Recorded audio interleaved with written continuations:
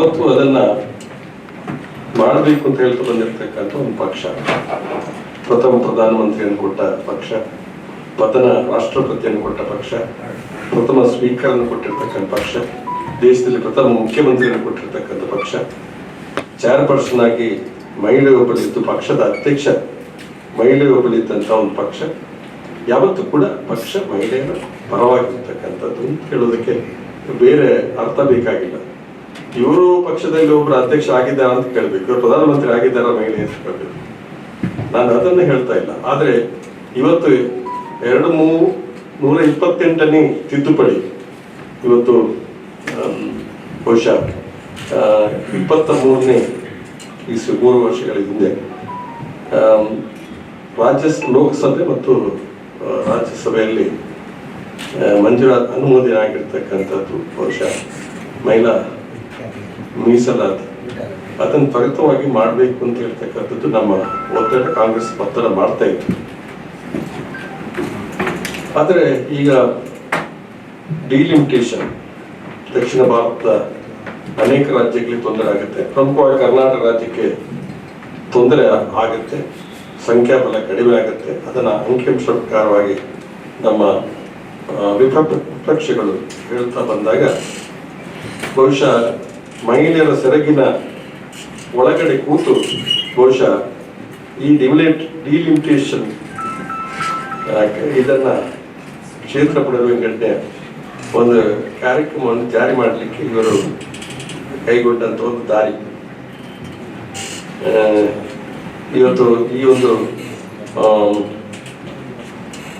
Delimitation ಮಾಡುವಂತ ಇದರ ಉದ್ದೇಶ ಕ್ಷೇತ್ರ ಬಡವರ್ಗಕ್ಕೆ ಮಸೂದೆ ಜಾರಿ ತರತಕ್ಕಂಥದ್ದು, ಬಿಜೆಪಿ ಪ್ರಾಬಲ್ಯ ಇರ್ತಕ್ಕಂಥ ಏರಿಯಾದಲ್ಲಿ ಅವರ ಸಂಖ್ಯಾಬಲವನ್ನು ಜಾಸ್ತಿ ಮಾಡಿ ದಕ್ಷಿಣ ಭಾರತದಲ್ಲಿ ಕಡಿಮೆ ಮಾಡತಕ್ಕಂಥ ದೃಷ್ಟಿಯಲ್ಲಿ ಅವರು ಹಾಕಿರ್ತಕ್ಕಂಥ.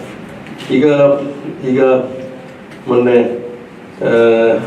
ಈ ಒಂದು ಕ್ಷೇತ್ರ ಪ್ರವರ್ಗಣೆ ಮತ್ತು ಮಹಿಳಾ ಮೀಸಲಾತಿ ಜೊತೆಯಾಗಿ ತಂದಿರ್ತಕ್ಕಂಥದ್ದು ಬಹುಶಃ ಸಂಖ್ಯಾಬಲ ಇಲ್ಲ ಅಂತವ್ರಿಗೆ ಮೊದಲೇ ಗೊತ್ತಿತ್ತು.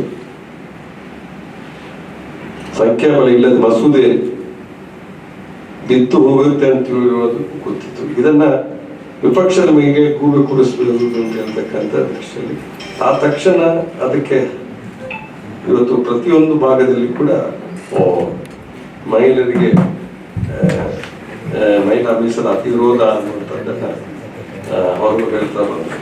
ಆದರೆ ಯಾವತ್ತೂ ಕೂಡ ಕಾಂಗ್ರೆಸ್ ಪಕ್ಷ ಮಹಿಳಾ ಮೀಸಲಾತಿ ವಿರೋಧ ಇಲ್ಲ. ಬಹುಶಃ ಡಿಲಿಮಿಟೇಷನ್ ಮಾಡುವಂಥದ್ದನ್ನ ಸ್ವಲ್ಪ ಯೋಚನೆ ಮಾಡಬೇಕು ಅನ್ನುವಂಥ ಬಗ್ಗೆ ಬಹುಶಃ ಈ ಒಂದು ಉದ್ದೇಶ. ಆತರದಾಗಿ ಈಗ ಏನು ಇವರೇನ ಅಪಪ್ರಚಾರ ಮಾಡಿ ಜನರ ದೃಷ್ಟಿಯಲ್ಲಿ ಕಾಂಗ್ರೆಸ್ನ ಮೇಲೆ ಗುಂಪು ಗುಡಿಸ್ತಕ್ಕಂಥ ಪ್ರಯತ್ನ ಏನಿದೆ ಅದು ಖಂಡಿತ ಸಫಲ ಆಗುವುದಿಲ್ಲ ಅನ್ನುವಂಥದ್ದು ನಮ್ಮ ಅಭಿಪ್ರಾಯ. ನಿನ್ನೆ ಅದನ್ನ ಚುನಾವಣೆ ಗಿಮಿಕ್ ಆಗಿ ತಗೊಂಡು ಪ್ರಚಾರ ಮಾಡಲಿಕ್ಕೆ ಹೊರಟಿದ್ದಾರೆ. ನೋಡಿ, ಪಂಚಾಯತ್ ರಾಜ್ ಮಸೂದೆ 73-74 ತಿದ್ದುಪಡಿ ಬಂತು.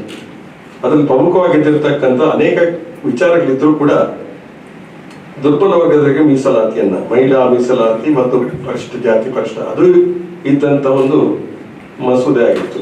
73-74 ತಿದ್ದುಪಡಿ ಪಂಚಾಯತ್. ರಾಜೀವ್ ಗಾಂಧಿ ಅವರು ಲೋಕಸಭೆಯಲ್ಲಿ ಮಂಡನೆ ಮಾಡಿದಾಗ ಬಿಜೆಪಿ ಅದನ್ನು ವಿರೋಧ ಮಾಡಿ ಅದು ಬಿದ್ದೋಯ್ತು. ಹಾಗಿದ್ರೆ ಇವರು ಮಹಿಳೆಯರ ವಿರೋಧ ಅಂತ ಹೇಳಿ ಆಗಿನ ಕಾಲದಲ್ಲಿ ಯಾರು ಮಾತಾಡ್ಲಿಕ್ಕೆ ಹೋಗಿಲ್ಲ. ಬಹುಶಃ ಅವರ ಉದ್ದೇಶ ಇದ್ದದ್ದಷ್ಟೇ, ಹೆಣ್ಮಕ್ಕಳಿಗೆ ಈ ಪಂಚಾಯತ್ ವ್ಯವಸ್ಥೆಯಲ್ಲಿ ಮೀಸಲಾತಿ ಕೊಡುವಂಥದ್ದು ವಿರೋಧ ಮಾಡುವಂತ ಅಭಿಪ್ರಾಯ ಅವರ ಮನಸ್ಸಲ್ಲಿತ್ತು, ಭಾವನೆ ಕೂಡ ಅವರ ಮನಸ್ಸಲ್ಲಿತ್ತು. ಆದರೆ ಅದು ಬಿದ್ದೋಯ್ತು. ನಂತರ ಬಂದಿರತಕ್ಕಂಥ ಸರ್ಕಾರ ಕೂಡ ಪಂಚಾಯತ್ ತಿದ್ದುಪಡಿಯನ್ನು ತರಲಿಲ್ಲ. ನರಸಿಂಹರಾಯರು ಮತ್ತೆ ಪ್ರಧಾನಿಯಾಗಿ ಕಾಂಗ್ರೆಸ್ ಪಕ್ಷ ಅಧಿಕಾರಕ್ಕೆ ಬಂದಾಗ ಮತ್ತೆ ಈ ಈ ಒಂದು ತಿದ್ದುಪಡಿ ಅಂತ ಅದೆಷ್ಟು ಈಗ ಮಮತಾ ಗಟ್ಟಿ ಅವರಿದ್ದಾರೆ, ಅನೇಕ ಮೇಯರ್ ಆದ್ರು, ಅನೇಕ ಜನ ಜಿಲ್ಲಾ ಪಂಚಾಯತ್ ಅಧ್ಯಕ್ಷರಾದ್ರು, ಎಲ್ಲ ಪಂಚಾಯತ್ ಅಧ್ಯಕ್ಷರು ಎಲ್ಲರೂ ಕೂಡ ಬಹುಶಃ ತಿದ್ದುಪಡಿಯ ನಂತರ ಒಂದು ದೊಡ್ಡ ಬದಲಾವಣೆಯನ್ನ ನಾವು